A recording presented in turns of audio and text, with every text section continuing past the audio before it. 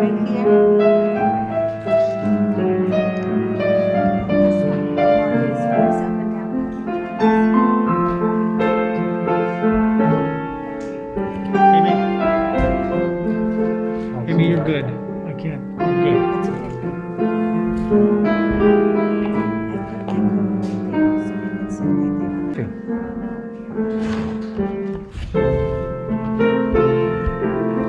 Someplace else.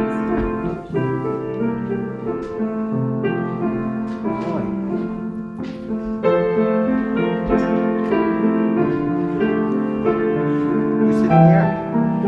The priest. We'll let him sit there. But any ideas?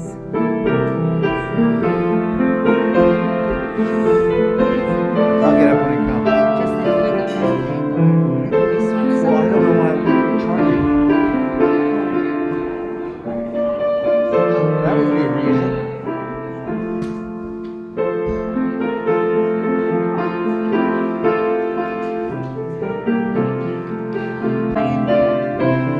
Yeah.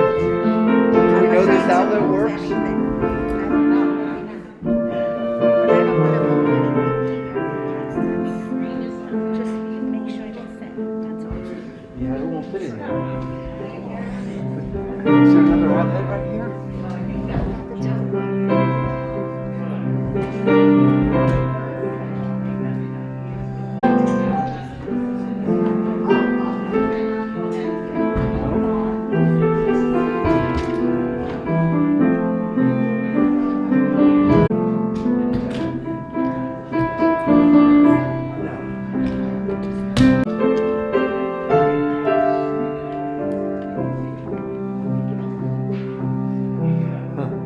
It's all right. If it doesn't go, it doesn't go. It's not working. Perfect. Thank you, God. I knew you were the right person.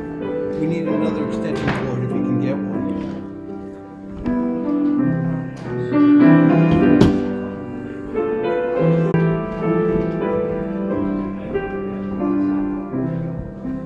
Because an extension cord, we should be able to plug into here, and then it won't run out.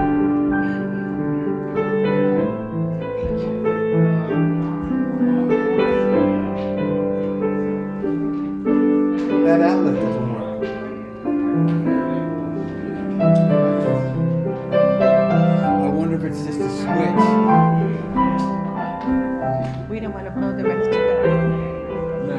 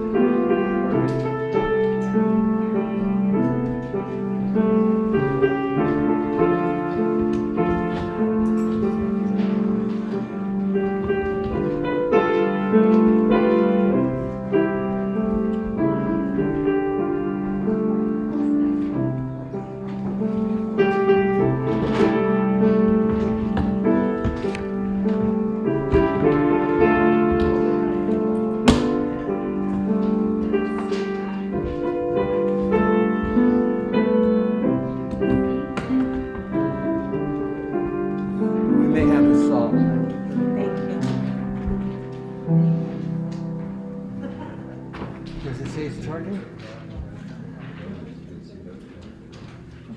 I think so.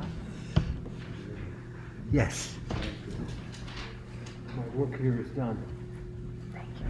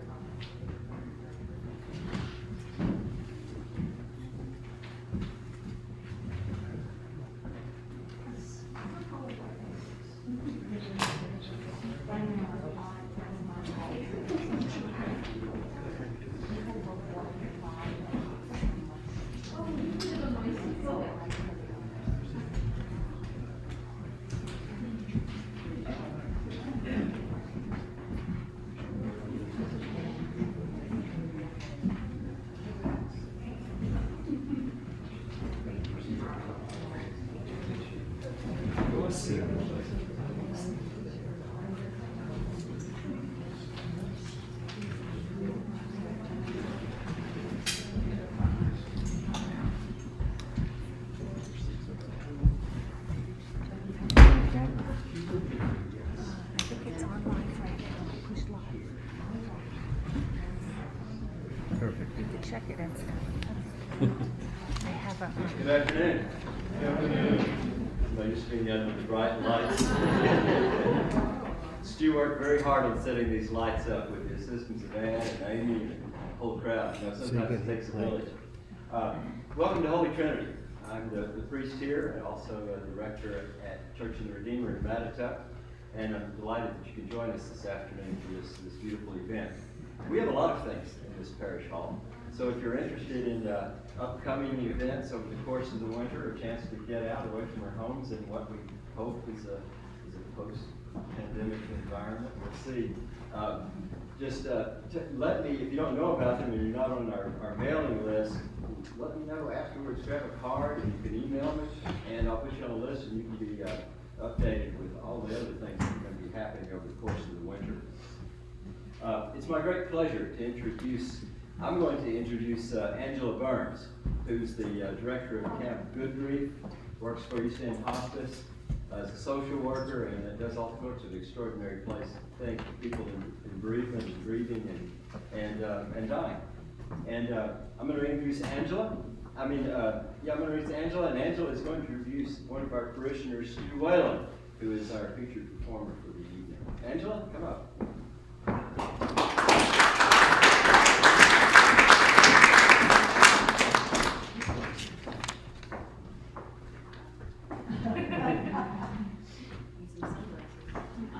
Good afternoon. I'd like to welcome all of you here today and thank you all for being here. Stuart Whalen is going to be putting on a performance of a Christmas carol for you today that he has been doing for the past 20 years or so. So welcome and enjoy the show.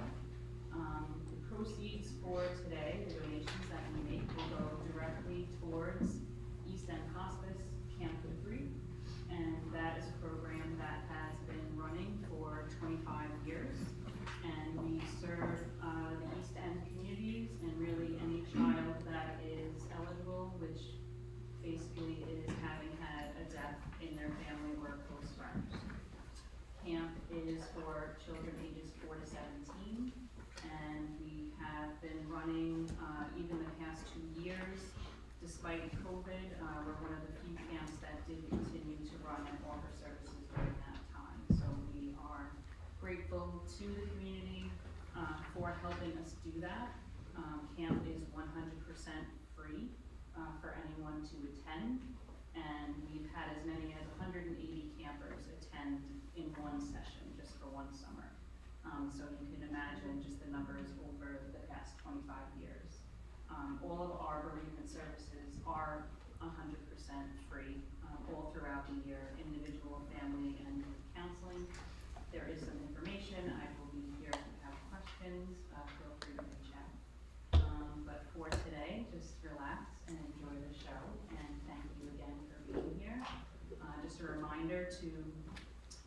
cell phones. And also, you'll see in the program some information about camp, and on the back, Stuart's sister and East End Hospice nurse, Amy Whalen, has just written a book, The Heart of Hospice, which will be available on Amazon in a few days. So I'd like to check that out as well. And I'm going to introduce Stuart. Thank you.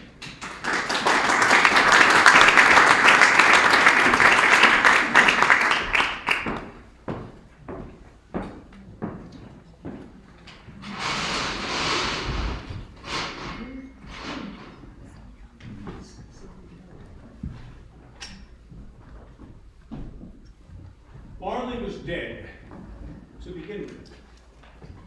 There is no doubt whatever about that. The register of his burial was signed by the clergyman, the clerk, the undertaker, and the chief mourner, Scrooge, signed it. Old Marley was dead as a doornail. Scrooge knew he was dead?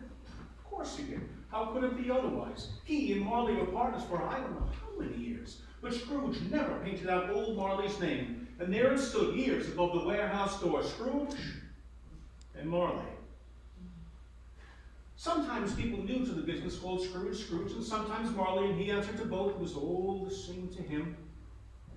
Oh, but he was a tight-fisted hand at the grindstone, Scrooge, a squeezing, wrenching, grasping, scraping, clutching, covetous old sinner, hard and sharp as flint, from which no steel ever struck out generous fire, secretive, self-contained, solitary as an oyster.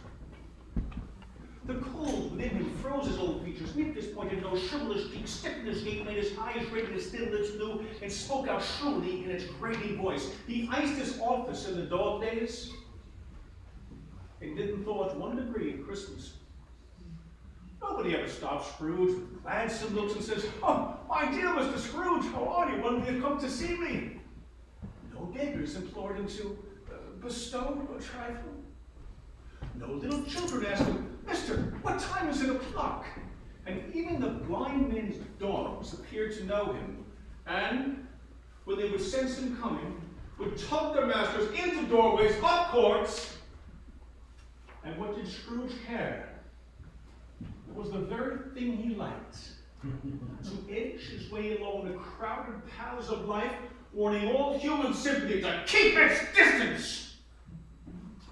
Once upon a time, of all the good days of the year, Christmas Eve, old Scrooge was busy in his counting house. It was cold, bleak, biting weather, foggy withal, and Scrooge could hear the people on the streets go wheezing up and down, beating their feet upon the pavements, stamping their feet upon the pavement to warm them. Inside, Scrooge kept the door of his office open a bit, that he might keep his eye on his clerk, Bob Cratchit, who, in a dismal little cell beyond, sort of a tank, was busy copying letters. Now, Scrooge had a small fire, but the clerk's fire was ever so much smaller that it looked like one coal, but he couldn't replenish it, for Scrooge kept a coal scuttle in his own room. And so surely as the clerk came in with a shovel, the master predicted that it would soon be necessary for them to depart. Wherefore the clerk went back into the tank, put on his long white comforter, and tried to warm himself with a candle. In which effort, well, not being a man of strong imagination, he failed.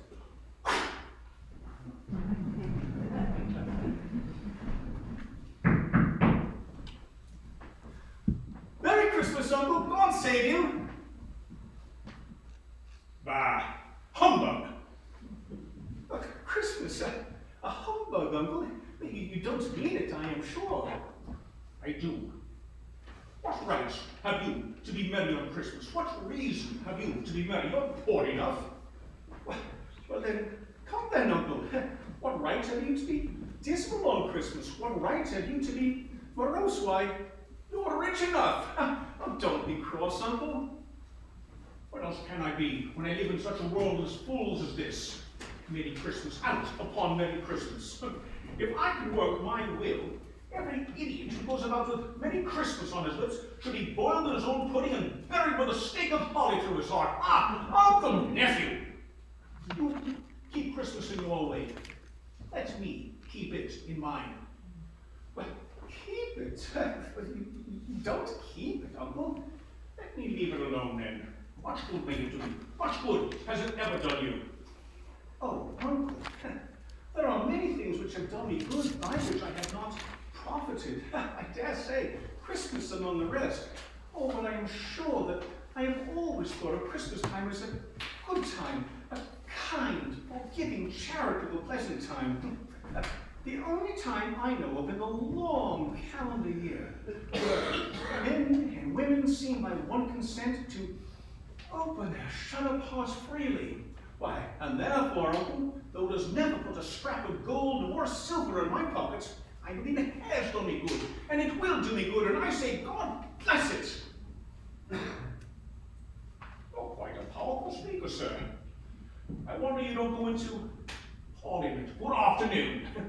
Oh, don't be cross, Uncle. Come, dine with us tomorrow. Good afternoon. Why, Uncle, we want nothing from you. We ask nothing of you. Good afternoon. Well, I am sorry with all my heart to see you so resolute, but I'll keep my Christmas humor to the last, so Merry Christmas, good afternoon, and a happy good afternoon! The nephew, Fred, left without an angry word, but before doing so, he stopped at the outer door to bestow the greetings of the season upon the clerk, Bob Cratchit, who, cold as he was warmer than Scrooge, for he returned them cordially. There's another fellow, my clerk. 15 shillings a week in the wife and the family, going on about Merry Christmas. I'm retired to Bedlam. Yes, come in. Scrooge and Molly, I believe. We, the pleasure of addressing Mr. Scrooge or Mr. Marley. Mr. Marley's been dead 7 years. Why, he died 7 years ago, this very night. Oh, well, we have no doubt that his liberality is well represented by his surviving partner. Now then, Mr. Scrooge, we find it more, at this festive time of the year, we find it more than usually desirable to make some slight provision for the poor and the destitute who suffer greatly at the present time. There are many thousands, sir, in want of common necessaries, and many hundreds of thousands in want of common comforts, sir. Are there no prisons? Oh, why, yes, there are plenty of prisons. And the union workhouses, are they still in operation then? Oh, why, yes, they are, sir, though we wish we could say they were not. And the treadmill and the poll law, they're still in full vigor then? Oh, yeah, both very busy, sir. Good. I was afraid from something that you had said, that something had occurred to stop them in their useful course. I'm very glad to hear it.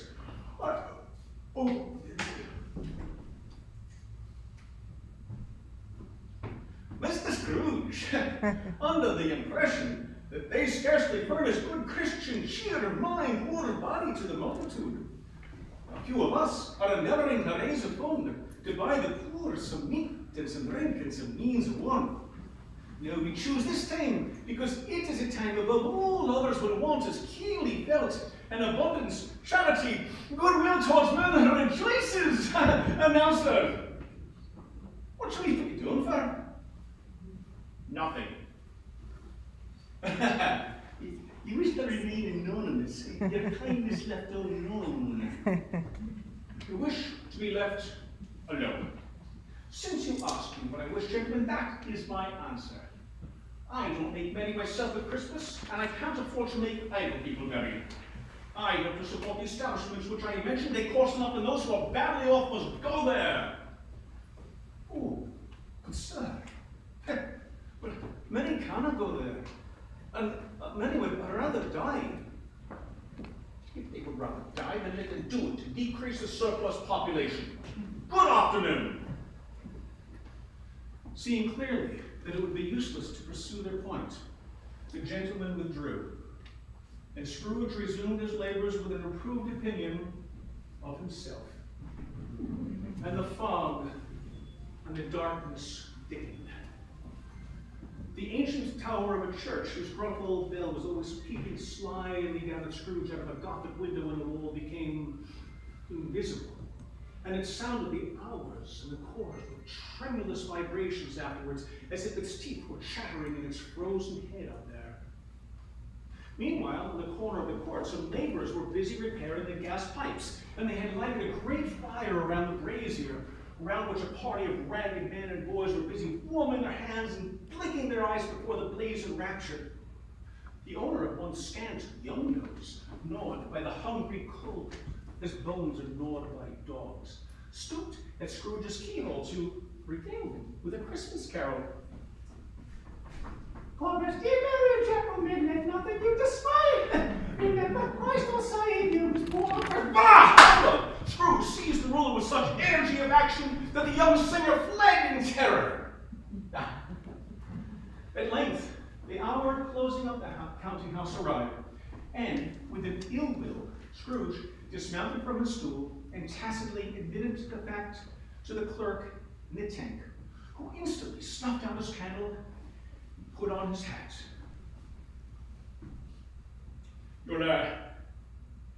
You want the whole day off tomorrow, I suppose? Why, yes, sir. And if it's quite convenient, sir. It's not convenient, and it is not fair.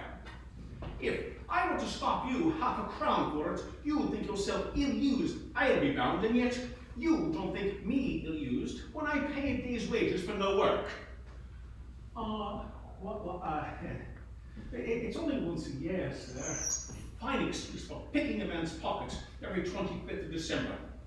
Well, I suppose you must have the whole day off tomorrow. Be here all the earlier the next morning.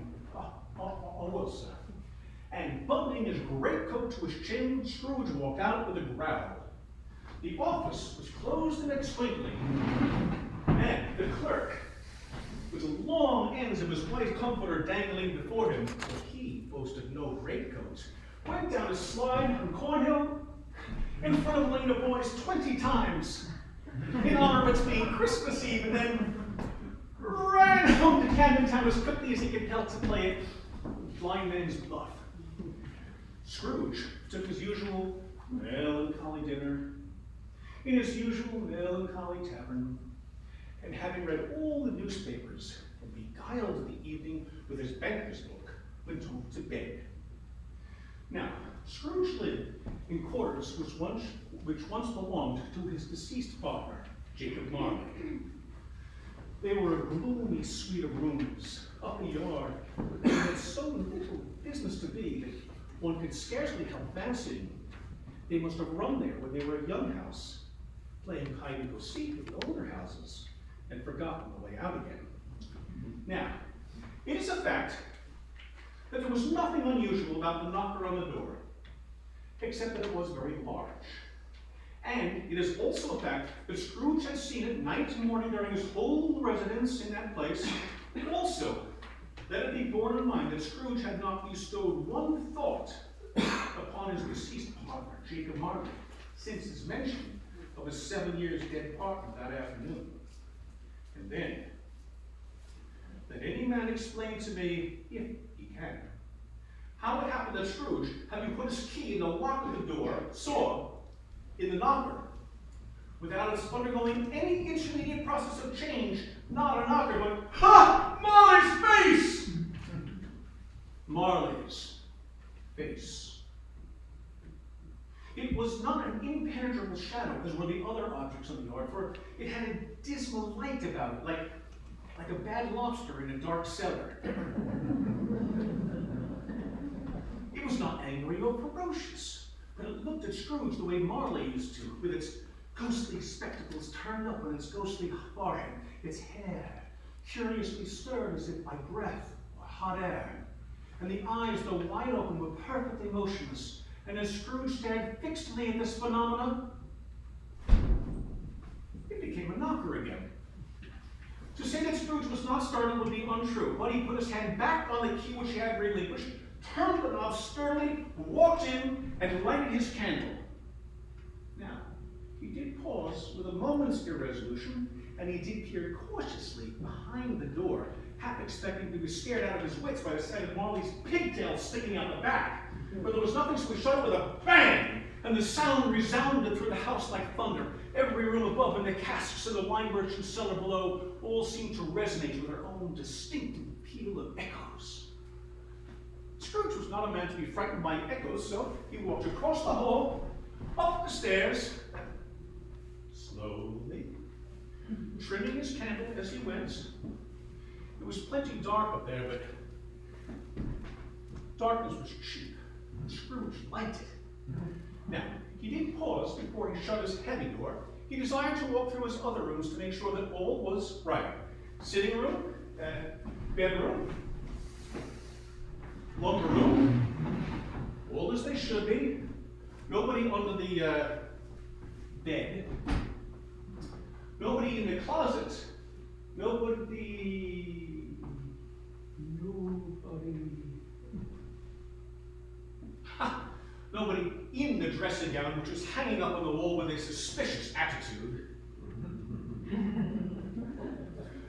Quite satisfied, he shut his door, locked it, double locked it, which was not his custom, and thus secured against surprise, took off his cravat and his shoes, put on his slippers and his nightgown and his long winter's cap, and settled down by the fire to take his gruel. Now, this fireplace was an old one, built by some Dutch merchant long ago, and it was paved round with quaint Dutch tiles.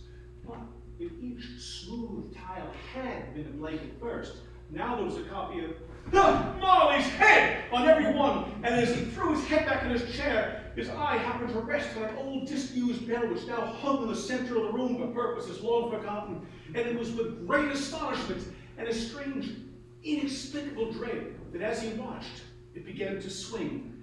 Ding, ding, ding, ding, ding, ding, ding, ding. It swung so softly at first that it scarcely made a sound, but soon it rang out loudly and faster and summoned every bell in the house. Flash clang, ding ding ding ding ding, flash clang, dun dun dun dun dun, ding ding ding ding ding, flash clang. It seemed to go on for a minute or a half a minute, but it seemed like an hour, and then suddenly the bells ceased as they had begun. But they were succeeded by a clanking noise down below, as if some person were dragging heavy chains across the casks in the wine merchant's cellar.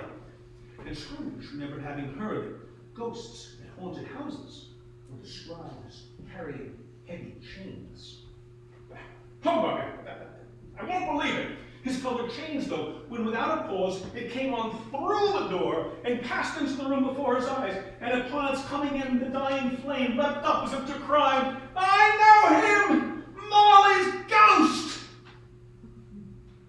The same face, the very same, and the chain that he drew was clasped about his middle, and it was long and wound about him like a tail, and it was made, for Scrooge observed it closely, of cash boxes, catalogs, keys, ledgers, deeds, and strong purses wrought in steel. Come now, what do you want with me? Budge. What are you? Ask me rather who I was. Well, who were you then? You're particular for a shade. In life, I was your partner, Jacob Marley. You don't believe in me, do you? Why? What evidence of my reality would you have beyond that of your senses? Why do you not trust your senses? Because a little thing affects them. You might be an undigested bit of beef, a blot of mustard, a crumb of cheese, a fragment of an underdone potato. Why, there's more gravy than a grave about you, whatever you are. Screw! Dreadful operation, I do believe in you, I must. Oh, But tell me, why do spirits walk the earth? Why do they trouble me? It is required of every man that the spirit within him should walk abroad in life with his fellow men and travel far and wide. And if that spirit goes not forth in life, it is condemned to do so after death, and to witness what it cannot share, but might have shared on earth and turn to happiness. Oh! You notice that I am fettered. I wear the chain I forged in life. I made it link by link, yard by yard. I girded it on of my own free will, and of my own free will I bore it. Is its pattern strange to you? Or would you know the weight and the length of the strong coil you bear yourself? Oh, it is a ponderous chain! Oh, Jacob Marley, speak some comfort to me, Jacob. I have none to give. It comes from other regions, Ebenezer, and is conveyed by other ministers to other kinds of men. Nor could I tell you all I would. A very little time is permitted me. I cannot rest. I cannot linger. Mark me, in life, my spirit never roamed beyond the narrow confines of our money-changing hold, and now weary journeys lie before me. You were always a good man of business, Jacob. Business? Mankind was my business. The common welfare was my business. Kindness, charity, forbearance, benevolence, mercy were all my business. The dealings of my trade were but a drop of water in the comprehensive ocean of my business. No space of regret can ever make amends for one life's opportunities lost. Hear me. I am here tonight to warn you that you may yet have a hope and a chance of my procuring. A hope and a chance of my procuring, Ebenezer. You're always a good friend to me, Jacob. Thank you. You will be haunted by 3 ghosts. Expect the first tomorrow night when the bell tolls 1. Expect the second on the next night at the same hour. And expect the third on the next night when the last stroke of 12 has ceased to vibrate. Couldn't I take them all at once and have it over, Jacob? Look to see me no more. And look for your own sake, that you remember what has passed between us. And with these words, the apparition walked backwards from him. And with every step it took, the window raised itself a little, so that when Marley's ghost was there, it was wide open. The apparition looked out, beckoned Scrooge to approach.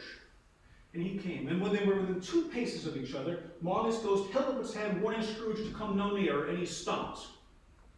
Not so much in obedience as in fear. For on the raising of the hand, Scrooge became sensible of confused noises in the air, of incoherent sounds of lamentation and regret, of wailing so inexpressibly sorrowful and self-accusatory. Marley's ghost listened for a while to this mournful dirge, and then floated out into the deep black nights. Scrooge went to the window, overcome with curiosity. The air was filled with phantoms, wandering hither and thither in restless haste, moaning as they went. All wore great chains like the ones Marley's ghost wore. Some were well known to Scrooge in their lifetimes. He was well acquainted with one old ghost in a white waistcoat who was crying piteously at being unable to assist a wretched young woman with an infant, whom it saw clearly in the steps below. The mystery with them all was that they sought to interfere for good in human affairs and had lost the power forever. Whether it was from the emotions he had undergone, the fatigues of the day, or his glimpse of the unseen world, or his dull conversation with the ghost, or the lateness of the hour and much in need of repose, Scrooge went straight to bed without undressing and sank into a heavy sleep.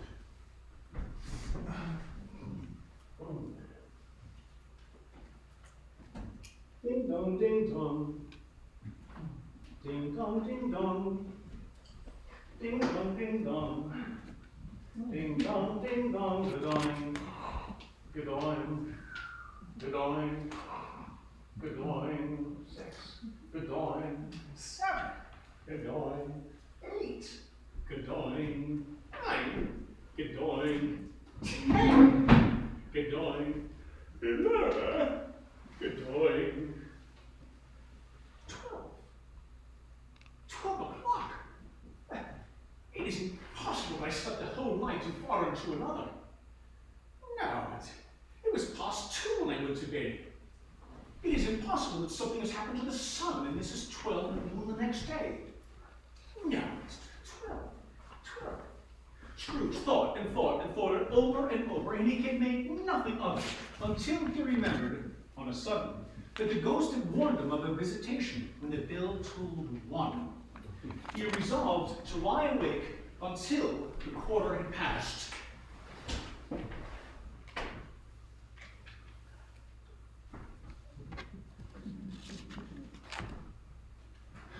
The quarter seemed so long that he was more than once convinced that he must have sunk into a doze and unconsciously missed the clock. At length, however, the sound broke upon his listening ear. Ding dong, ding dong. Ha! Quarter past. Ding dong, ding dong. Half past. Ding dong, ding dong. A quarter to it. Ding dong, ding dong. Ha! The hour itself and nothing else. He spoke before the bell tolled 1, which it now did with a deep, dull, hollow, and melancholy ga-doing. Light flashed up in the room upon the instant, and the curtains of his bed were drawn aside. The curtains of his bed were drawn aside by a hand, I tell you. Not the curtains at his back, nor the curtains at his feet, but those to which his face was addressed were drawn aside by a hand, and starting up into a half-recumbent attitude, Scrooge found himself face to face with the unearthly creature who drew them. How now? Are you the spirit whose coming was foretold to me? I am. But who, what are you? I am the ghost of Christmas past. Long past? No. Your past. It was a strange figure, like a child. Its hair, which hung about its neck and down its back, was white, as if with age. But the face hadn't a wrinkle on it, and there was the tenderest bloom on the skin. Its legs and feet, most delicately formed, were, like those upper members, fair, and it wore a tunic with the purest white. Clasped about its middle was a medallion, the sheen of which was beautiful, and it held a branch of fresh green holly high in its hand, and, as if in singular contradiction to that wintry emblem, had its dress trimmed with summer flowers. But the strangest thing about it all was that from the crown of its head there issued forth a bright, clear jet of light, by which all this was visible, and which was doubtless the occasion of its using, in its duller moments, a large extinguisher for a cap, which it now held under its arm. Perhaps Scrooge could not have told anybody why, if anybody could have asked, but he had a sudden desire to see the spirit in his cap, and he begged him to be covered. What? Would you so soon with worldly hands put out the light that I give? Is it not enough that you are one of those whose passions made this cap, and forced me for whole trains of years to wear it low upon my brow? Well, what business brings you here? Your welfare.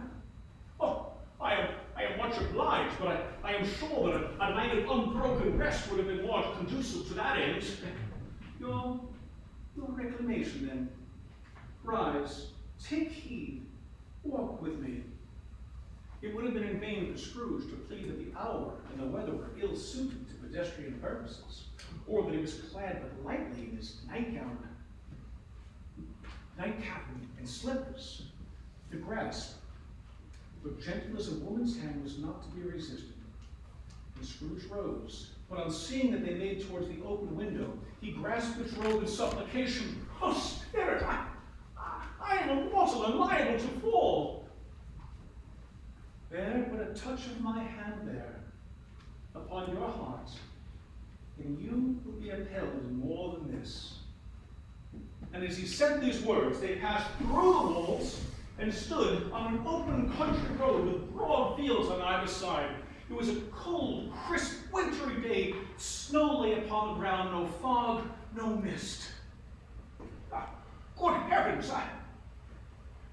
I was a boy here. I was bred in this place. You recollect the way? Remember it. I can walk it blindfold. They walked along the open country road, Scrooge recognizing every gate and post and tree, until they came to a little market town with its bridge and its church and its winding river. Some shaggy ponies could now be seen trotting towards them with boys upon their backs, who called to other boys in country carts and gigs driven by farmers. All these boys were in such great spirits, shouting to each other, that the broad fields were so full of their merry music, and the crisp air laughed to hear it. These are but the shadows of things that have been. They have no consciousness of us. The jocund travelers came on, and as they came, Scrooge knew and named them everyone. The school was not quite deserted. The lonely boy is there, neglected by his friends, is there still. I know it, Spirit. They left the high road by a well-remembered lane and soon came upon a mansion of dull red brick. It was a large house, but one of broken fortunes. Its spacious offices were seldom used, the walls damp and mossy, the windows cracked, the gates decayed. There was an earthly savor about the place, a chilly bareness which associated itself somehow with too much getting out by candlelight and not too much to eat. They went, the ghost and Scrooge, to a back door. It opened and revealed before them a long, bare, melancholy room, made barer still by the long lines of plain deal forms and desks. And in one of these, a lonely boy was reading by a feeble fire. And Scrooge knelt down and wept to see his former self as he used to be. It's nothing, Spirit, nothing at all. Well, there was a boy singing a Christmas carol at my door the other night. I wish I had given him something, that's all. Come, let us see another Christmas. Scrooge's former self was larger at the words, and the walls became a little darker and more dirty. The windows cracked, the gates decayed. Fragments of plaster fell from the ceiling, and the naked lathe was shown underneath instead. How all this came about, Scrooge knew more than you do. He only knew that it had happened so, that it was quite correct, and that all the other boys had gone home for the jolly holidays. He was not reading now, but pacing up and down despairingly. Just then, an anxious glance toward the door, and then a little girl, much younger than Scrooge, came darting in and threw her arms around him and says, "Oh, dear, dear brother, I've come to bring you home, dear brother, home for it all, home forever and ever. Oh, Father is so much kinder now that home is like heaven." He spoke so gently to me one dear night as he was putting me to bed. I was not afraid to ask him one more time if you might come home. And he said, yes. And he brought me in a coach to bring you. And you're to be a man. And to never come back here again. Oh, but first we're to be together the whole long Christmas holidays and have the merriest time in all the world. A delicate creature whom a breath might have withered. But she had a large heart. So she had, Spirit, and not gainsayed, so she had. She died a woman, I think, and had children. Your nephew, Fred, Yes. Come, let us see another Christmas. And the spirit led him through the city streets of London until they reached a certain warehouse door. The spirit stopped and asked Scrooge if he knew it. Know it? I was apprenticed here. They went in, and at the sight of an old gentleman in a Welsh wig sitting behind such a high, lofty desk, Scrooge cried out in great amazement, "Why, it's old Fezziwig!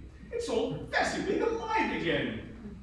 Old Fezziwig looked up into the clock, which now pointed to the hour of 7, put down his pen, adjusted his capacious waistcoat, and called out in a fat, rich, jovial voice, "Yo there, Ebenezer, Dick!" Young Ebenezer Scrooge, now grown young man, came briskly in, accompanied by his fellow apprentice, Dick Wilkins. "Yo ho there, my boys! Christmas Eve, Ebenezer! Christmas, Dick! Clear away, no more work tonight!" You wouldn't believe how the two boys went at it. They charged into the streets where the shutters were 1, 2, 3, had them up in their places 4, 5, 6, barred them and pinned them 7, 8, 9, and came charging back in before you could have gotten to 12, panting like racehorses. "Yo, clear away, my lads. Let's have lots of room here. Yo, chill up, Ebenezer, chill up, Dick." It was done in a minute. Every movable was packed on, the floor was swept and watered, fuel was heaped upon the fire, the lamps were trimmed, and the warehouse was transformed into a snug and as dry and as bright a ballroom as you could hope to see upon a winter's night. And then in came the fiddler with his music book and went up to the high, lofty desk and made an orchestra out of it.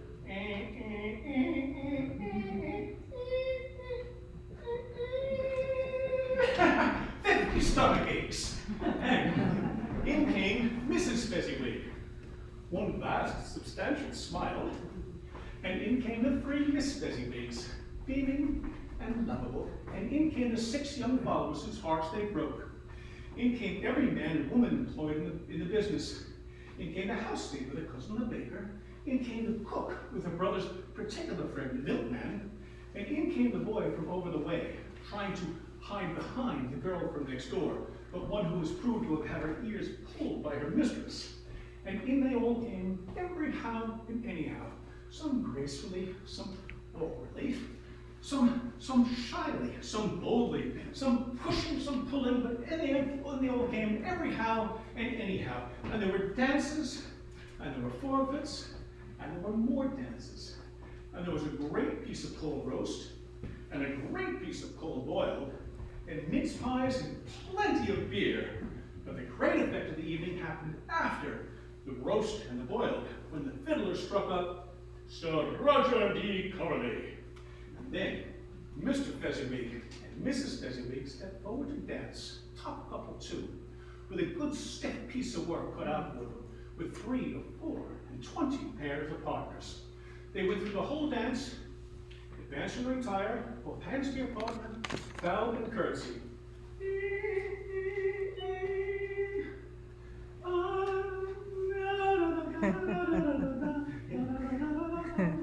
Up and down the line.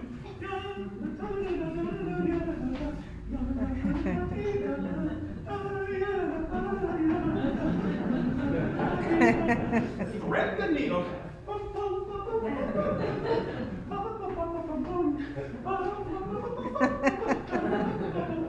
Corkscrew.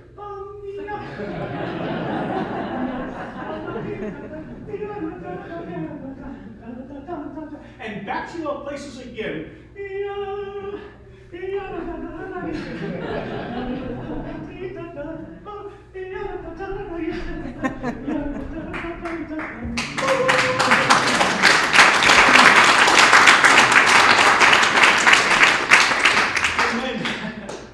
And when the clock pointed to the hour of 11, and these domestic proceedings drew to a close, Mr. Fezziwig and Mr. Fezziwig took their places one on either side of the door, and wished each guest, as he or she went out, a Merry Christmas. A small matter to make these mortals so full of gratitude. Small? Well, he has spent but a few pounds of your mortal money. 3 or 4 perhaps. Money? It wasn't that spirit. He had the power to render us happy or unhappy, to make our work light or burdensome, a pleasure or a toil, and I should like to be able to say a word to my clock just now. My time grows short. Quickly. This was not addressed to Scrooge, nor anyone else whom he could see, but it produced an immediate effect, for again, he saw himself. He was a young man now in the prime of his life. His face had not the harsh and rigid lines of later years, but there was an eager, greedy, restless, shifting motion in the eyes, which showed where the passion had taken root, and where the shadow of the growing tree would fall. He was not alone, but he sat by the side of a fair young girl in a mourning dress, in whose eyes there were tears.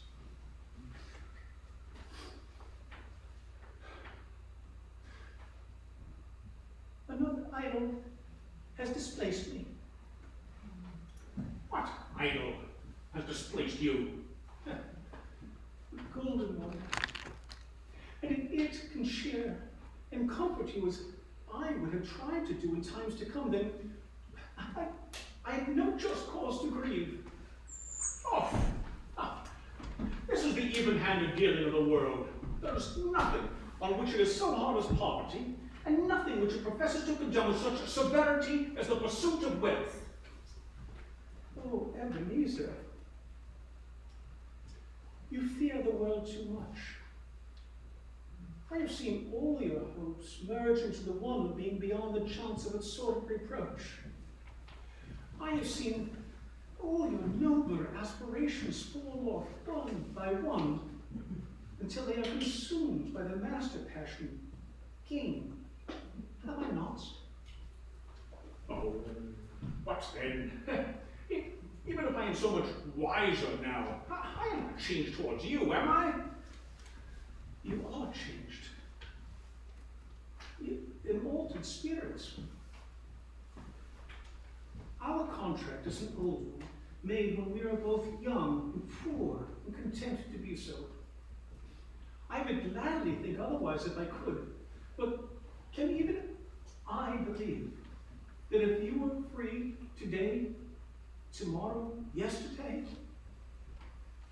that you would choose a dowerless girl? You who weigh everything by gain? Oh.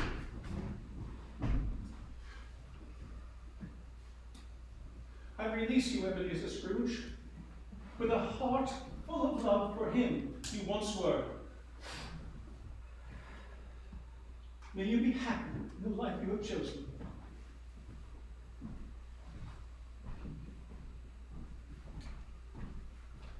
Oh, Spirit, why do you delight to torture me? Haunt me no longer, remove me!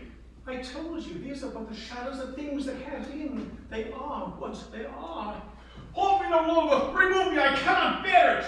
And Scrooge turned on the spirit, and seeing that its light was growing higher and brighter, and dimly connecting that light with its influence over him, he seized the extinguisher and by a sudden energy of action pressed it down upon its head, and the spear dropped and dwindled beneath him, and though Scrooge pressed with all his force, he could not hide the light which streamed from under it in an unbroken flood upon the ground, and he found himself conscious of being exhausted and overcome with an irresistible drowsiness.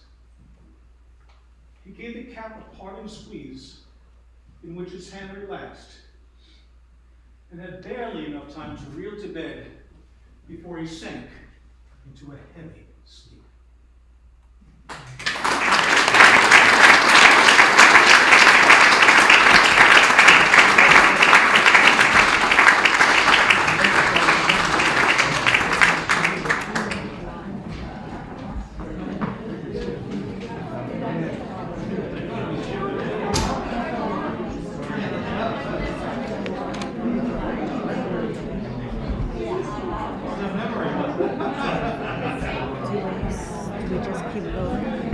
It's not recording. It never works. I'm sorry? It never works. Nope. What is that? I have. That means that it's live.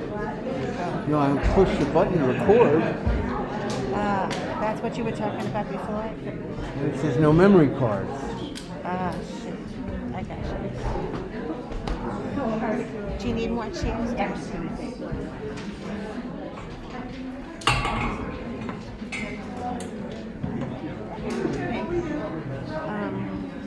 He said to put Christmas music on. He said to put Christmas music on, but I don't think I have any Christmas music.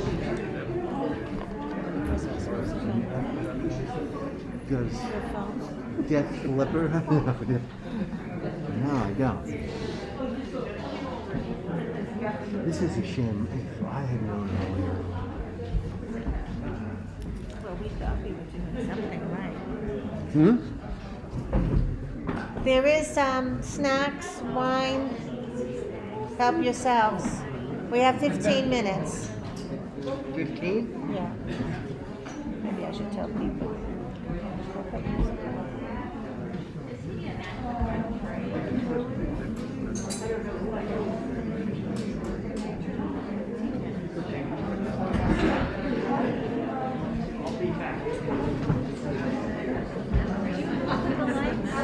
Sorry? Did you help Stu with the lights? No, Amy's doing the lights. Okay, because I think there's one of them that isn't open all the way. It's like a dark spot. They're my lights. Oh, So I was gonna say, there. Well, Stu set him up, so. Yeah, and he's never done it before, so I feel like there's definitely. What's there, gel in front? Yeah, well, there's these things.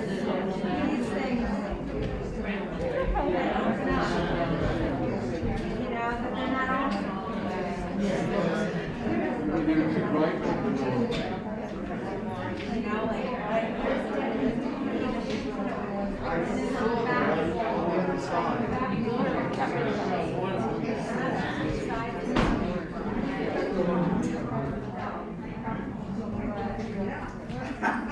Why in the world do you got these lights?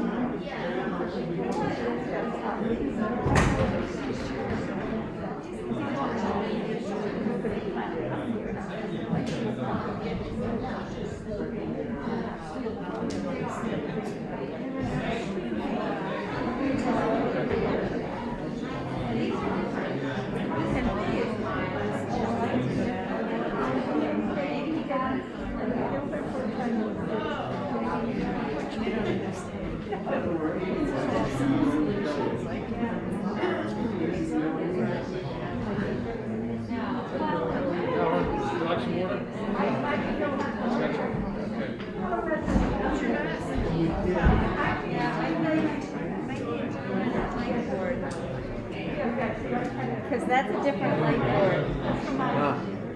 Yeah, I think Let me see if I can go find Amy. yeah, that's all right. I didn't help it by doing this type of stuff.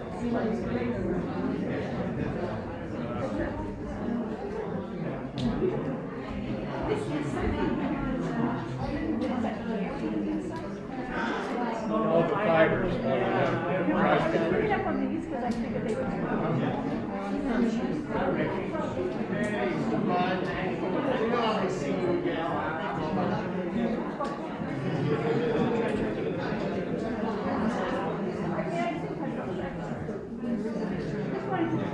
Yeah, I haven't tried it yet before.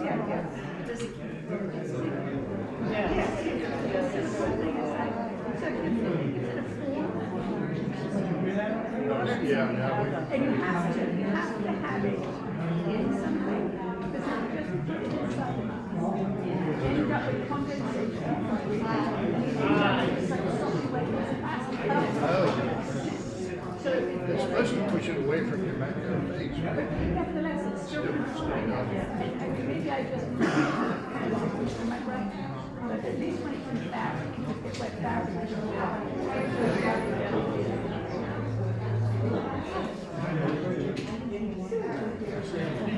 You still need one to drink water. It's a little hard to do.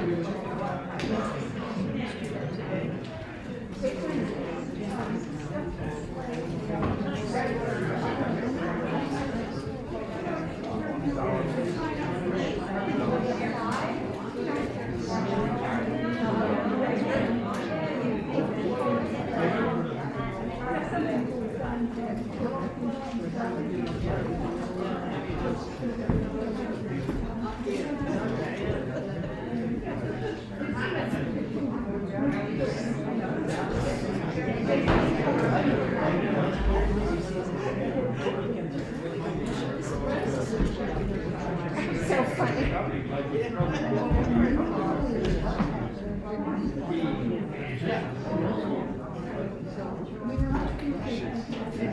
Touch it too much. I know. It's on. Are they not on? They're on. I didn't change anything.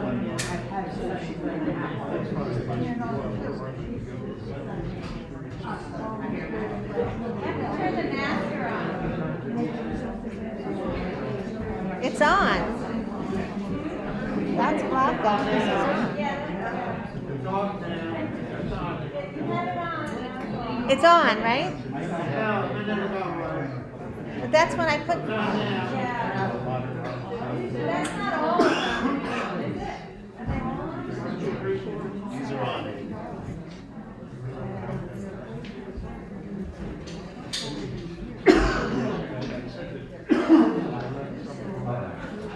This is where we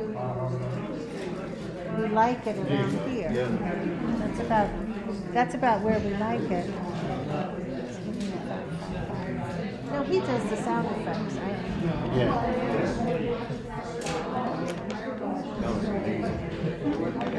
I'm so glad you came. Yeah.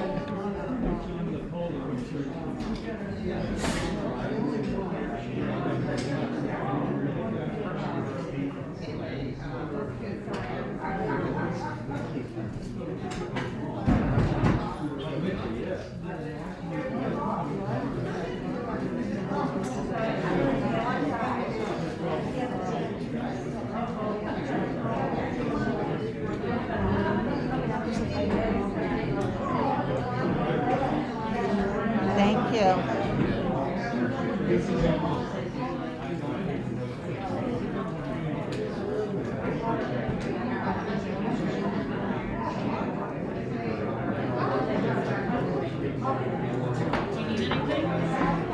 He told me to play Christmas music, and I don't have to. I'm not going to start playing my Pandora. It's going to be over. I don't know when 15 minutes to it. They're worried about the lights, but she said it's not my lights, it's those things. But everybody else is nervous and things. So, good job. Thank you. Make me calm. Really, on the record. I feel like I'm home. Because he changes the words and he uses an old and I have to catch up somewhere. She said it's in the shutters, not in my lights.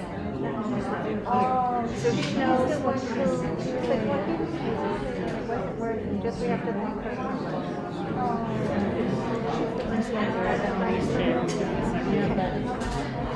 That's much better. Thank you so much, because Stu was asking me, we went to your shed.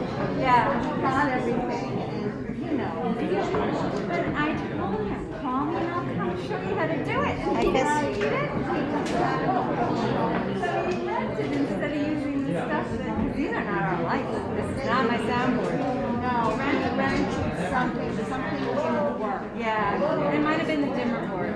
Yeah, so he asked the guy at the place to take a look at it and see if he just could. Yeah. Yeah, it's got no scenery or anything. Lights are thank you. They were on the left. Oh, God bless you.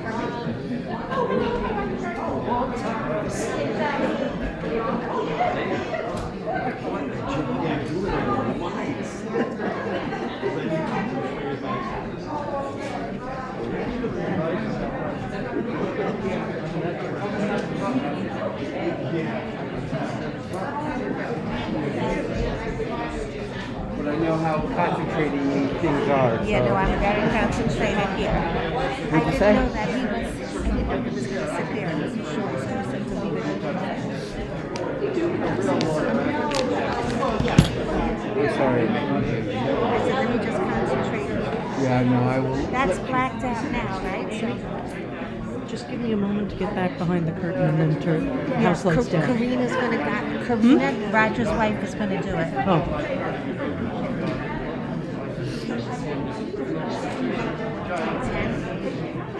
I don't recognize anybody with a mask on. I don't recognize anybody. I know. 10,855. Yes, and thank you for The alternative is starting. Christmas music off. Turn lights low. They're gonna have that. And see, I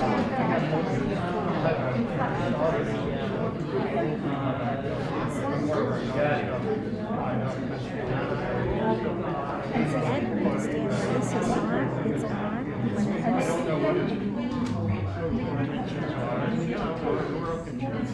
yes, I think he comes on. You've been doing great so far, so just keep doing what you're doing.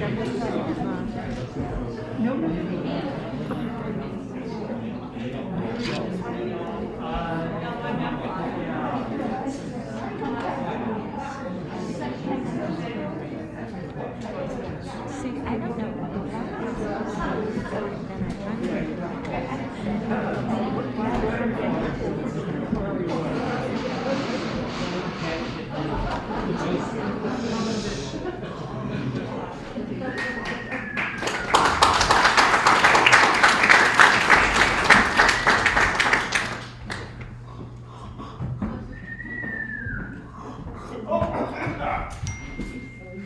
Awakening in the middle of a prodigiously tough snore, Scrooge had no occasion to be told that the clock was once again upon the stroke of 1.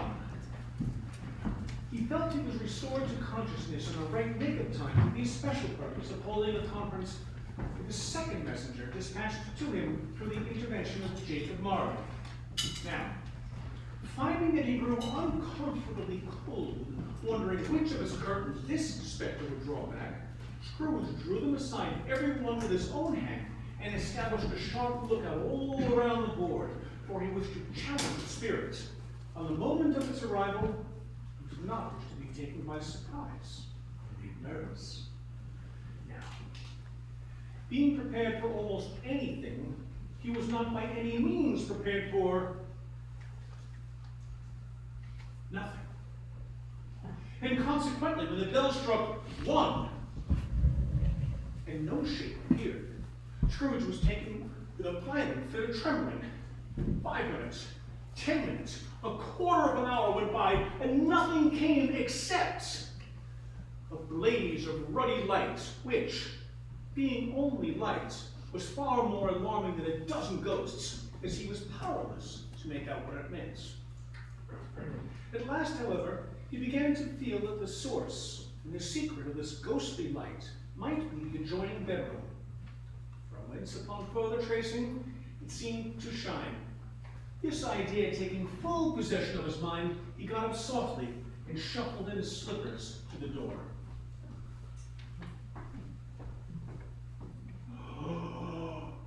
It was his own room, all right, but it had undergone a surprising transformation. The walls and the ceiling were so hung with living green that it looked a perfect grove, from every part of which bright, gleaming berries glistened, and the crisp leaves of holly, ivy, and mistletoe reflected back the light as if so many little mirrors had been scattered there, and heaped upon the floor to form kind of a throne where turkeys, geese, game, poultry, brawn, great joints of meat, long wreaths of sausages, mince pies, plum puddings, great barrels of oysters, red hot chestnuts, cherry cheeked apples, luscious oranges, delicious pears, immense 12 cakes, and seething bowls of punch, which filled the air with their delicious steam. And in easy state upon this couch, there sat a jolly giant, glorious to behold, who held in his hand a glowing torch, in shape not unlike Plenty's horn, and he held it up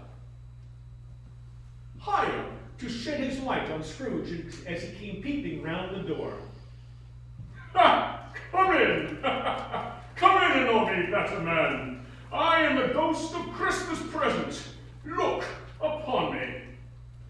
It was clothed in a simple green robe, bordered with white fur, and on its head it wore no other covering than a holly wreath, set here and there with shining icicles.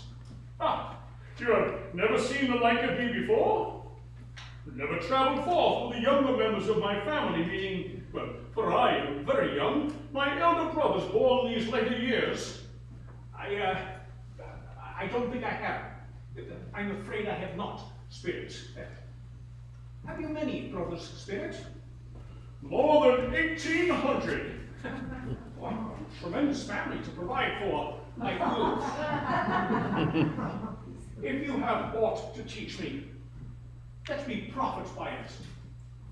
Touch my robe. Scrooge did as he was told and held it fast, and all disappeared. And the spirit led him straight to Scrooge's clerk's house. And the spirit stopped and smiled and blessed Bob Cratchit's dwelling with the sprinkling of his torch.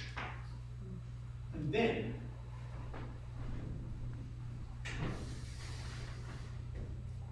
up rose Mrs. Cratchit, dressed out but poorly in her twice-turned gown, and laid the tablecloth, assisted by Belinda Cratchit, second of her daughters, also brave in ribbons, while Master Peter Cratchit plunged the fork into the saucepan of potatoes and stirred them round and round. Just then, tearing in, came two younger Cratchits, boy and girl, screaming that outside the baker's they had smelled the goose and known it for their own. These two younger Cratchits danced about the table and exalted Master Peter Cratchit to the skies, while he blew on the fire until the slow potatoes, bubbling up, knocked loudly at the saucepan lid to be let out and peeled.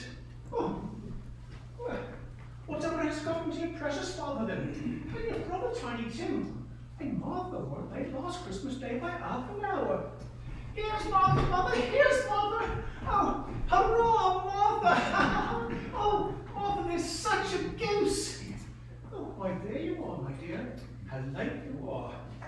Oh, well, never mind, so long as you are come. Here, sit down by the fire and have a warm. Lord bless you. No, Martha, there's Father coming. Hide, hide. So Martha got up and hid herself behind the couch. And in came little Bob, with at least 3 feet of white comforter, exclusive of the fringe dangling before him, his threadbare clothes brushed and darned to look seasonable, and little Tiny Tim upon his shoulder. Alas for Tiny Tim, he bore a little crutch and had his limbs supported by an iron frame. Where's old Martha? Not coming. Not coming. Not coming upon Christmas Day. But Martha didn't like to see her father disappointed, even if it only were a joke, so she came out prematurely from behind the closet door and ran to her father's arms. Well, the two younger Cratchits hustled off Tiny Tim and bore him away to the washing house that he might hear the pudding singing in the copper. And, how will little Tiny Tim behave today? Oh, as good as gold, and better. Do you know, he thinks the strangest thing sitting there by himself all day is very thoughtful. Do you know, he told me coming home that he hoped the people in the church saw him because he was a cripple, and because it might be pleasant for them to remember upon Christmas Day who made lame beggars walk and blind men see. I think he's growing strong and hearty, my dear. His active little crutch could be heard on the floor before another word was spoken, and Bob got up and compounded some hot mixture in a jug with gin and lemons and stirred it round and round and set it on the hob to simmer, while Master Peter Cratchit and the two ubiquitous younger Cratchits went over to the baker's to fetch the goose, with which they soon returned in such high procession that you might have thought the goose the rarest of all birds, a phenomena to which a black swan was a matter of course. And indeed, it was something very much like it in that household. At last, the dishes were all set, and grace was sung. For health and strength and daily food, for health and strength and daily food, we give thee thanks, we give thee thanks, we give thee thanks, we give thee thanks, O Lord. Amen, amen, amen.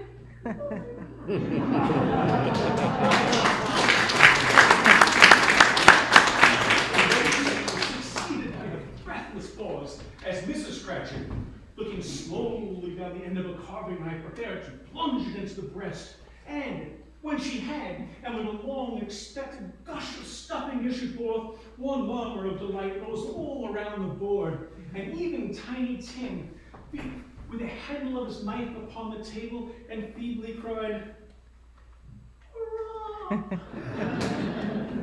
There never was such a goose. Its tenderness, its flavor, its size, and cheapness were the themes of universal admiration. Eked out by mashed potatoes and applesauce, it was sufficient for the whole party. The younger Cratchits in particular were steeped in sage and onion to the eyebrow. And now, the pudding. Mrs. Cratchit left the room too nervous to bear witness. I suppose it should not be done enough. Suppose it should break and turning out. Suppose that someone has gotten over the backyard wall and stolen it, while we were making merry with the goose. A supposition in which the two younger Cratchits became livid. All sorts of horrors were supposed, and then whoosh! A great deal of steam. The pudding was out of the copper, and it smelled like laundry day. That was the cloth. It smelled like an eating establishment next door to a pastry cook's, with a laundress next door to that. But that was the pudding, and in it came blazing, and a quart turn of ignited brandy, bedight with Christmas holly on top. Oh, what a wonderful pudding! I regard it as the greatest success achieved by Mrs. Cratchit since our marriage.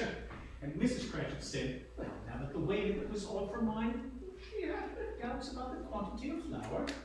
Everybody had something to say about the pudding, but nobody said or thought that it was at all a small pudding for such a large family. It would have been flat heresy to do so, and Lady Cratchit would have blushed at the hint of such thing.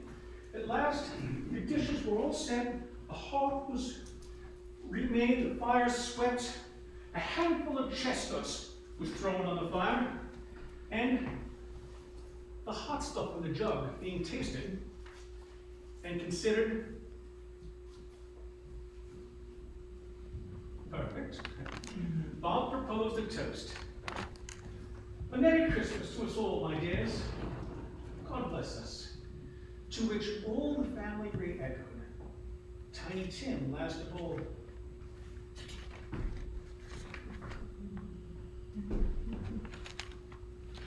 God bless us. Everyone.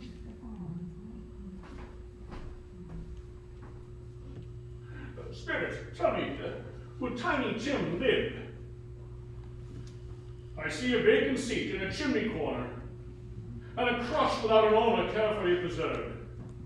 If these shadows remain unaltered by the future, the child will die. Oh, no, kind spirit, tell me he will be spared.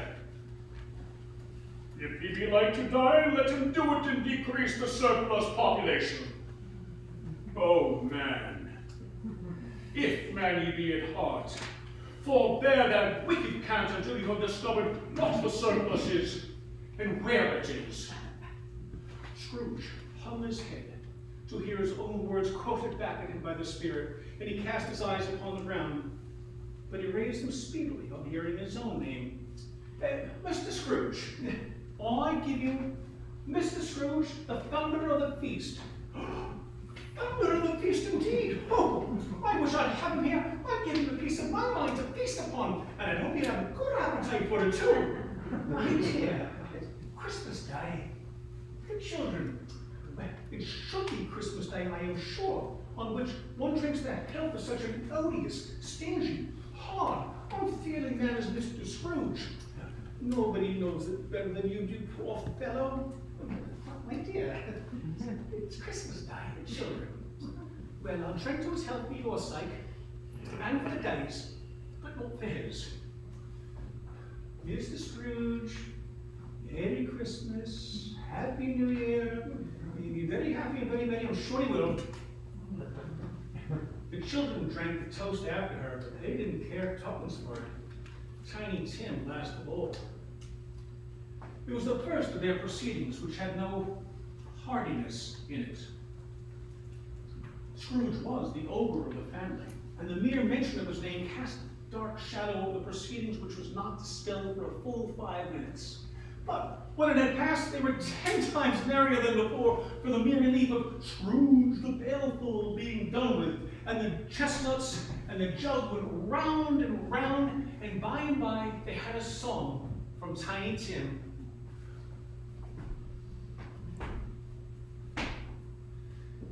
In the bleak midwinter, frosty snow made moan, earth stood hard as iron, water like a stone.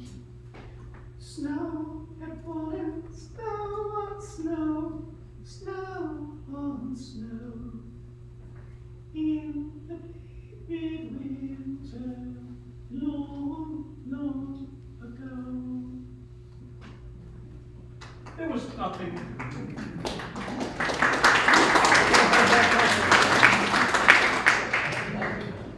There was nothing of a high mark in this. They were not a handsome family. They were not well dressed. Their shoes were far from waterproof. But we were happy, grateful, pleased with one another, and contented with the time. And when they faded and looked happier yet at the bright sprinklings of the Spirit's torch, Scrooge had his eye upon them all, and especially on Tiny Tim, until the last.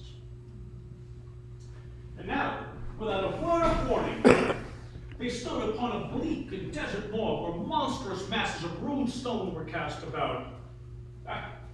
Spirit, what place is this? A place where miners live, who labor in the bowels of the earth. But they know me. See. And they went in. They passed through the walls of mud and stone, and they found a cheerful company assembled around a cheerful fire. And the old man and an old woman and their children and their children's children and another generation beyond that were all decked out gaily in their holiday attire. And the old man, in a voice that seldom rose above the howling of the wind, was singing them a Christmas song. Hey, oh, what is home? Eat for drink, nor money have I known. Yeah, shall we be merry, nor what is home? Hey, oh, what is home?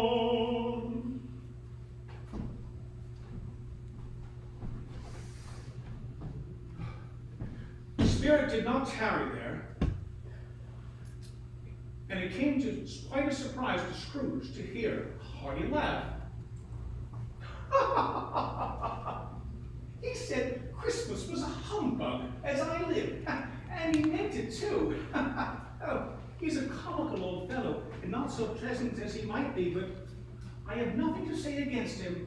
Oh, but I have no patience with him, friend. Oh, I have. Who suffers from his ill whims? Himself always. His offenses carry their own punishments, and I couldn't be angry with him if I tried. Here, he takes it in his head to dislike us, and he won't come and dine with us. What is the consequence? He loses some pleasant moments that he can find in his own thoughts, either in his moldy old office or his dusty old chambers. Well, I need to go on giving him the same chance every year, and I say, Merry Christmas, Uncle Scrooge, wherever you are. Much they saw, and far they went, and always with a happy end. They stood by sickbeds and they were cheerful, on foreign lands and they were close at home, by struggling men and they were patient in their greater hope.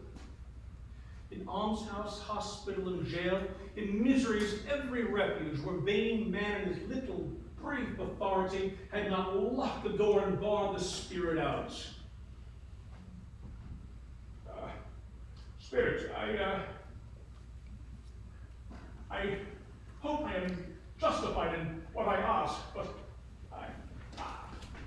I see something strange and not belonging to yourself, protruding from your skirts. Tell me, it is a foot or a claw?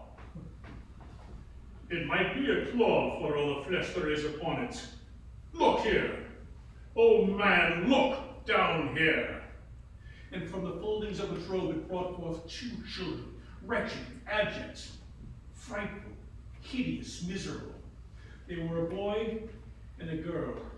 They knelt at his feet and clung upon the outside of its garment, ragged, scowling, and foolish, but prostrate too in their humility, where graceful youth should have filled their features, having touched them with its precious tints. A stale and shriveled hand, like that of age, had pinched and twisted them. No change, no degradation, no perversion of humanity in any grade as monsters have, so horrible and dread. Spirit, are they yours? They are man's. This boy is ignorance, this girl is want. Beware them both in all their degree. But most of all, beware this boy. For on his brow I see that written which is doom. Deny it, slander those who tell it ye, and bide the end. Are there no refuge, no resource? Are there no prisons? Are there no workhouses? The bells drop 1. And as the last stroke ceased to vibrate, Scrooge, remembering the prediction of old Jacob Marley, went down on one knee, for he beheld a solemn phantom draped and hooded coming towards him like a mist along the ground. Slowly, gravely, silently. Scrooge went down on one knee. From the very air through which the spirit moved, it seemed to scatter gloom and misery. Its mysterious presence filled him with a solemn dread, for the spirit neither spoke nor moved. I am in the presence of the ghost of Christmas yet to come. You are about to show me the shadows of things that have not happened yet, but will happen. The spirit is immovable as ever. It was clothed in a simple black garment which concealed its head, its face, its form, and left nothing of it visible save one outstretched hand. Oh, Spirit, I fear you more than any spectre I have seen, but as I know that your purpose is to do me good, and as I hope to live to be an old man from what I once was, I am prepared to bear you company, but will you not speak to me, Spirit? Lead on. And the spirit bore him up and carried him along through the city streets of London. They stopped beside a certain knot, small knot of businessmen, and seeing that the steady hand was pointed towards them, Scrooge advanced and listened to their talk. Oh, I don't know much about it either way. I only know that he is dead. But why? What was the matter with him? I thought he'd never died. God knows. And well, what has he done with his money? Left to his company, perhaps. He hasn't left it to me. That's all I know. It's likely to be a very cheap funeral for All my life, I don't know anybody to go to it. Well, I will go. And if lunch is to be provided, but I must be fed if I make one. Well, I will go. If anybody else will. Come to think of it, I'm not at all sure that I was not his most particular friend, for we used to stop and speak whenever we've met, and bye. Bye. Bye. Speakers and listeners strolled away. Scrooge was at first inclined to be surprised that the spirit should attach such importance to conversations apparently so trivial, but feeling assured that they must have some hidden purpose, he set himself to consider what was likely to be. They left the busy scene and went to an obscure part of town, one that Scrooge had never penetrated before. The whole quarter reeked with crime and with filth and with misery.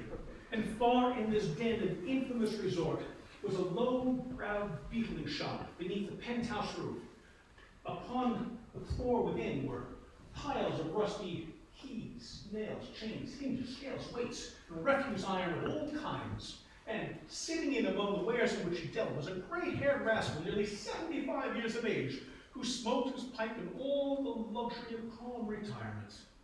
Scrooge and the Phantom came into the presence of this man just as a woman came slunk into the shop with a bundle on her back, and she had scarcely arrived when another woman, similarly laden, came in as well, and they were followed by a man in faded black. Then the tall woman, alone to be the first, let the laundress alone to be the second, and let the undertaker's man alone to be the third. There you sounds old Joe. If we all three admit it without meaning it. Well, you couldn't have come to a better place than step into me parlor. What odds then, Mrs. Dilber? What odds? Every person has a right to take care of himself. He always did. Why, it's true. No man more so. and if he wanted to keep it all after he was dead, why wouldn't he be more natural in his lifetime? If he had been, he'd have somebody to look after him after he was struck down with death instead of lying there alone, gasping out his last. Well, it's true. It's a judgment on him. Yeah, very well. Then open that bundle, Joe. Let me know the value of it. Her friends would not allow this, however, and the man in faded black, mounting the breech first, produced his plunder. It was severally examined and appraised by old Joe, who chalked up the sums he was disposed to give to each upon the wall. That's your account? Who's next? Mrs. Dilber was next. Sheets and towels, a little wearing apparel, 2 old-fashioned silver teaspoons, some sugar tongs, and some boots. Her account was stated in the wall in the same manner. And now, undo my bundle, Joe. Old Joe went down on his knees for the greater convenience of opening, and having unfastened a great many knots and pulled out a large and heavy roll of some dark stuff. What do you call this? Bed curtains? You don't mean to say you took them down, rings and all, with you lying there, do you? And what's this? His blankets? Who else is you thinking? He ain't likely to take cold without him. Oh, it's not that. I hope he didn't die of anything catching, eh? Yeah. Oh, you may look for that shut to your eyesight, but you won't find an out in it nor a threadbare place. Scrooge, listen to this dialogue in horror. Oh, Inspector, I think I understand you. Well, the case of this unhappy man might be my own. Well, my life tends that way now and then. Oh, merciful heaven, what is this? Scrooge recoiled in terror, for again the scene had changed, and he now found that he almost touched a bed.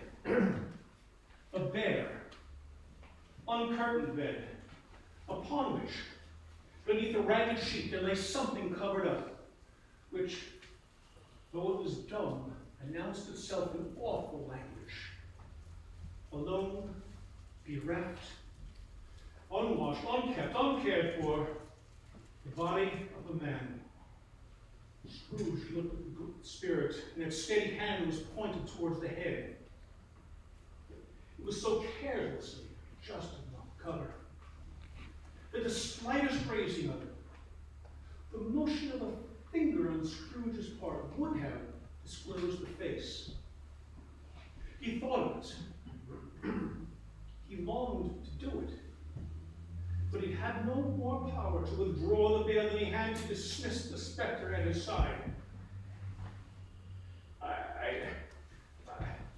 I understand you, Spirit, and I would do it if I could, but I have lost the power, Spirit. I have lost the power. Please, show me some emotion caused by this man's death. I beseech you. And spreading its wings, its robe before him, and withdrawing it like a wing, the spirit revealed a room by daylight, where a mother and her daughters were, He stood anxiously by the door. It opened and then, well, is it good or is it bad? It's bad. Oh, we are quite ruined then. No, Caroline. There is hope yet. Hope. Oh, if you realize there's hope. Nothing is past hope if such a miracle has happened. Well, he is past relenting. He's dead.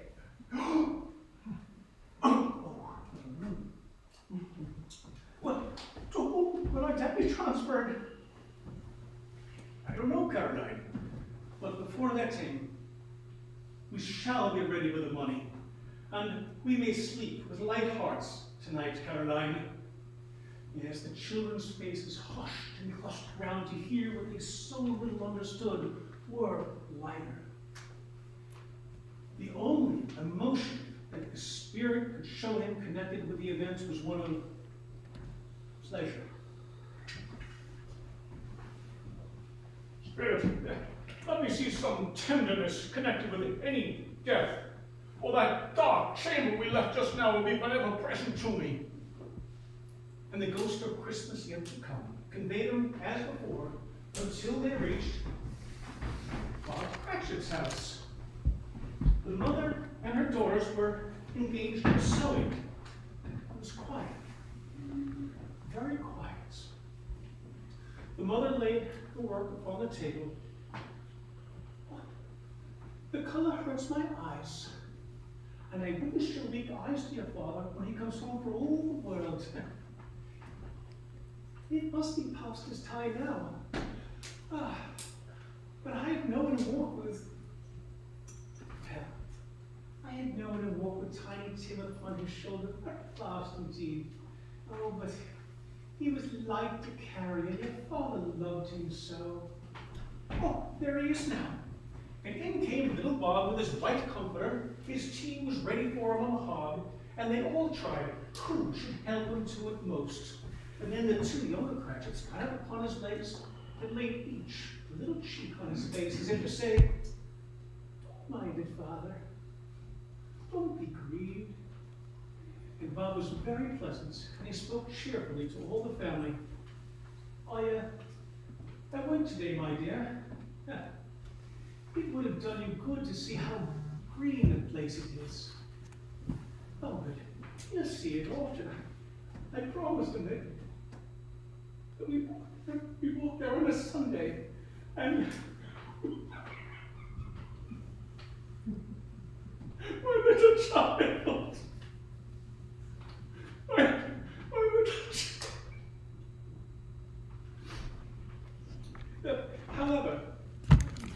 However, and whenever we part from one another, we shall never forget this first parting there was amongst us, shall we? Never, father. Never, father. And I know, my dears, that when we recollect how patient and how mild he was, although he was a little child, we shall not quarrel easily amongst ourselves and forget our poor tiny Tim in doing so, shall we? Never, father.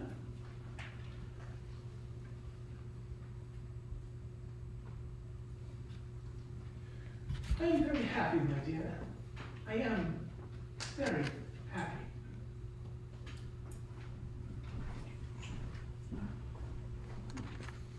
Spirit, our parting moment is at hand. I know it, but I know not how I know it. Show me, what man was that whom we saw lying dead? And the spirit conveyed him as before, until they reached an iron gate, a churchyard. Here the wretched man whose name Scrooge had now to learn lay underneath the ground. And Scrooge crept towards it, trembling as he went. Spirit, before I draw near that stone to which you point, answer me one question. Are these the shadows of things that will be, or the shadows of things that may be only? The courses of men's lives foreshadow certain ends to which it perceptive they must lead. But if the courses be departed from, then the ends will change. Say it as thus, with what you show me. But the Scrooge spirit pointed to Scrooge and to the grave and back again. Scrooge advanced, trembling, towards it, and following the finger read upon the stone of the neglected grave his own name, Ebenezer Scrooge. Ha! Am I the man who lay upon my bed? Oh, spirit, why show me this if I am past all hope? Oh, tell me, your nature intercedes for me and pities me. Tell me that I may change the shadows of things you have shown me by an altered life. I am not the man I was. I will honor Christmas and keep it in my heart. I will live in the past and the present and the future. The spirits of all three shall strive within me. And holding up his hands in the last prayer to have his fate reversed, Scrooge noticed an alteration in the phantom's hood and dress, and it collapsed and dwindled down into a bedpost. And the bed was his own. The room was his own. The curtains, they are not torn down, rings and all, they are here. I am here. The shadows of things will be dispelled. I know they will.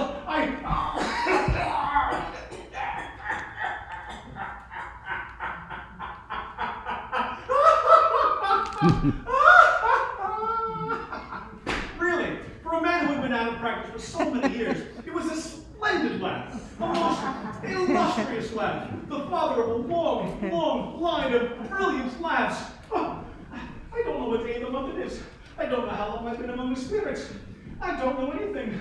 I'm quite a baby. I don't care. He was checking his transports, however, by the sound of the church bells ringing out the lustiest peals he had ever heard. Clash, clang, hammer, ding, dong, bell. Bell, dong, ding, hammer, clash, clang. He ran to the window. No fog, no mist, bright, clear, golden sunlight, and cold, stirring, cold, piping way of blood to dance. Hello, my fine fellow. What's today? Today, sir? Why, it's Christmas Day. Christmas Day? I haven't missed it. They've done it all in one night. How could they? They're spirits. They can do anything they like. Of course they can. Hello, my fine fellow. Do you know the poulterers on the corner of the next street over? Why, do you know I did? Remarkable boy. An intelligent boy. Do you know whether they sold the prize turkey? That's well as big as me. It's I in there now still, sir. Well, go and buy it. Bring back the poulterer's man, and I might give them direction on where to take it, and I'll give you a shilling. Come back with them in less than 5 minutes, and I'll give you half a... I'll give you half a crown. The boy was off like a shot. I shall send it to Bob Cratchit's house. He shall know who sends it. It's twice the size of Tiny Tim. And as he sat there awaiting the arrival of the poulterer, the knocker caught his eye. I shall love it as long as I live. What an honest expression it has on its face. Whoop, whoop. Hello. Here's the turkey. Merry Christmas to you. It could have never stood upon that legs, if its legs that spurred. It would have snapped them off like strings of sealing wax. It is impossible for you to carry that all the way to Camden Town. You must have a...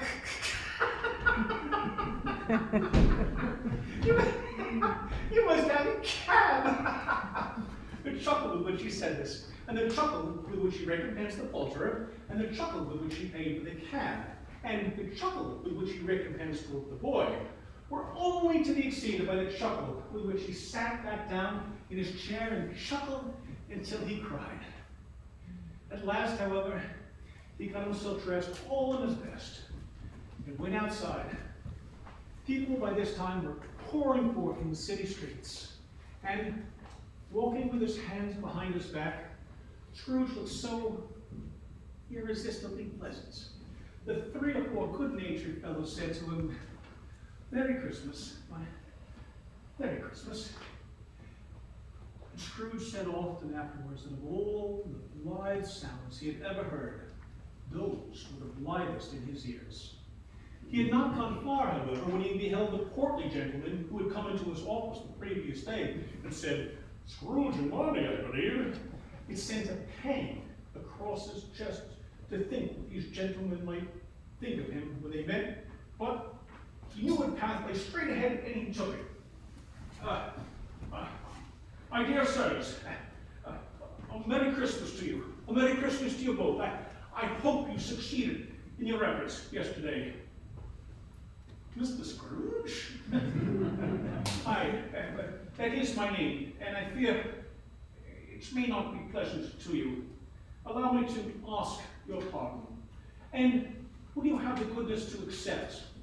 And here Scrooge whispered in his ear,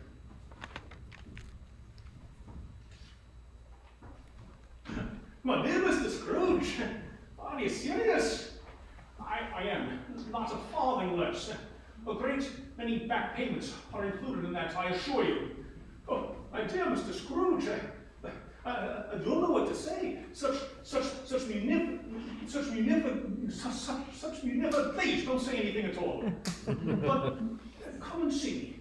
Will you come and see me?" "We will, sir."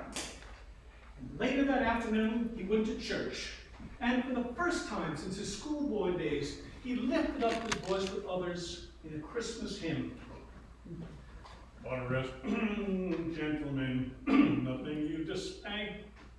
Remember Christ our Savior was born on Christmas Day to save us all from Satan's power when we had gone astray. Oh, tidings of comfort and joy, comfort and joy. Oh, tidings of comfort and joy." And later that afternoon, he went to his nephew Fred's. "Fred, it is I, your Uncle Scrooge. I have come to Christmas dinner. Would you let me in, Fred?" "Why, bless my soul, it's Uncle Scrooge! Uncle Scrooge, come in, come in!" Let him in. It's a wonder he didn't shake his arm off. Oh, wonderful games, wonderful food, wonderful unanimity. Scrooge was at home with family in 5 minutes. Nothing could be heartier. Oh, but he was early at the office the next day.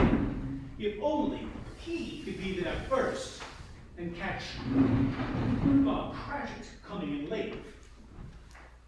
That's the thing he set his heart upon. And he did. 9 o'clock. No Bob. 1/4 No Bob. He was a full 18½ minutes past his time, and Scrooge observed Bob Cratchit tearing in, driving away with his pen as if he were trying to overtake 9 o'clock. "What do you mean, coming in here this time of day?" Well, I am a little behind my time, sir." "You are?" "Yes, I think you are. Step this way, if you please." Well, it's only once a year, sir, and it shall not be repeated." "Well, we were making rather merry yesterday with a good. Now, I tell you what, my friend, I am not going to stand for this sort of thing any longer, and therefore, Bob, I'm going to raise your salary." Yay. Bob trembled. He had a momentary idea of knocking Scrooge down and calling to people in the streets for help in a straitcoat. I will raise your salary, Bob. And I will endeavor to assist your struggling family in any way I can. And we'll discuss your affairs this very afternoon over a Christmas bowl of smoking bishop. Oh, by the yourself another coal scuttle and light the fires before you dart over eye, Bob Cratchits. Scrooge was better than his word. He did it all and infinitely more. And to Tiny Tim, who did not die, Scrooge became his second father. He became as good a friend, as good a master, and as good a man as any in the good old city knew, or any other good old city, town, or borough in the good old world. Some people laughed to see the alteration and let them laugh. He let them laugh, and little heeded him. His own heart laughed. That was quite enough for him. It was always said of him that he knew how to keep Christmas well, if any man alive possessed the knowledge. May that truly be said of us, and of all of us. And so, as Tiny Tim observed, God bless us, everyone.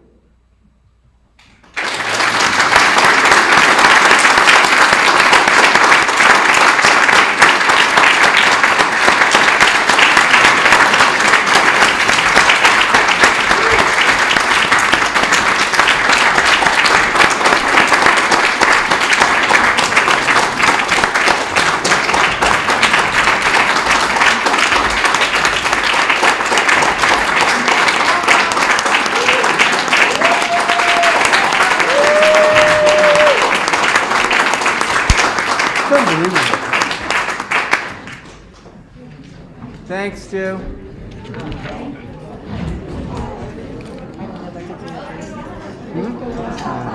this off somehow. Now, is this streaming online? I think so. Can you turn it off? Well, we could probably just, I'm not a Mac person, so.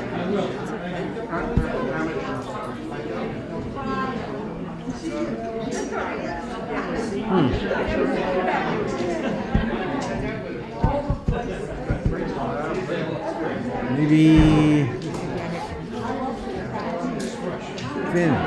finish